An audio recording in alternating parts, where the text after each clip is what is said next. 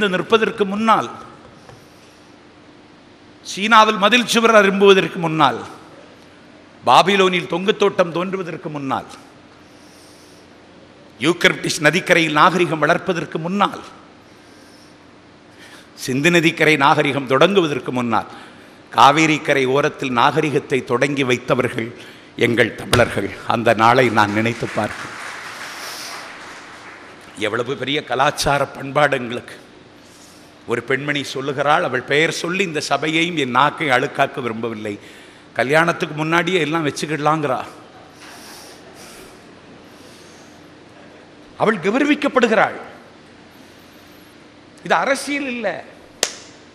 தமிழ்நாட்டு மேடைகளில் அறவோர் கழித்தலும் அந்தனர் ஒம்பலும் துறவோர்க்கு எதிர்தலும் தொல்லோர் சிறப்பில் இருந்ததற்கோடலும் இழந்த என்னை என்ற அறம்பேசிய கண்ணகி வாழ்ந்த நாட்டில் கோவலன் கொலை உண்டாம், கண்ணகிக்கு லாபம் தானே. வேலை முடிஞ்சது. அவளுக்கு குன்று போல் செல்வங்களை கொண்டு வந்தாள், எல்லாத்தையும் கொண்டு கொட்டி செலவழிச்சானே. அவளுக்கு ஒரு குழந்தை கூட கொடுக்கலையே, இன்பமும் தரலையே. ஒரு மிகப்பெரிய கோடீஸ்வரர் மாநாயகனுடைய மகள் அல்லவா அவள். இவ்வளவு துன்பத்தை பரிசா கொடுத்துட்டு வீசிய கையோடு வருங்கையோடு ஒரு நாள் வாசல் வந்து நிற்கிறான். சிலம்பு இருக்கிறதா தான் கொண்டு போங்கன்னு சொல்லி சிலம்பை கழட்டி கொடுத்தாளே. இந்த சிலம்பை கொண்டு போய் கண்ணகி, நான் இன்னொருவோடு இன்பம் அனுபவிப்பதற்கல்ல, இழந்த வாழ்க்கையை, இழந்த செல்வத்தை, இழந்த சுகத்தை மீட்டு தருவதற்கு இந்த சிலம்பு தான் கேபிட்டல் மூலதனம் என்று சொல்லி மதுரைக்கு எடுத்துட்டு வந்தானே.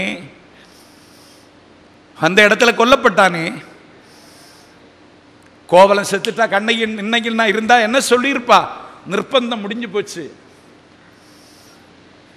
நான் இனி ஃப்ரீ, பிரச்சனை இல்லை அப்படின்னு சொல்லணும்ல. முடியரசு நிலவிய காலத்துலங்க எதேச்சாதிகாரம் கொடிகட்டி பிறந்த மண்ணில் எதையும் எதற்கு ஏன் என்று கேள்வி கேட்பது பாவம் என்று கருதப்பட்ட ஒரு சமூகத்தில் வண்ண சீரடி மண்மகள் அறிந்தலள் என்று வாழ்ந்த எங்கள் கண்ணகி, என்னுடைய கணவன் கள்வன் என்று கருதி கொலை செய்யப்பட்டிருக்கிறான், இதை நான் ஏற்க முடியாது, என்னுடைய கணவன் கள்வன் அல்லன் என்பதை நிரூபித்து விட்டுத்தான் முதல் வேலை என்று நிரூபித்து வானகம் போனாளே.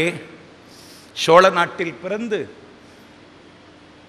பாண்டிய நாட்டில் வரலாறு படைத்து சேர நாட்டிலே வானகம் போய் எங்கள் 3 தமிழகத்தை ஒரு முடிச்சாக்கி தந்த அந்த முத்தமிழ் காப்பியம் தந்த நாயகி அவள் வாழ்ந்த நாட்டில்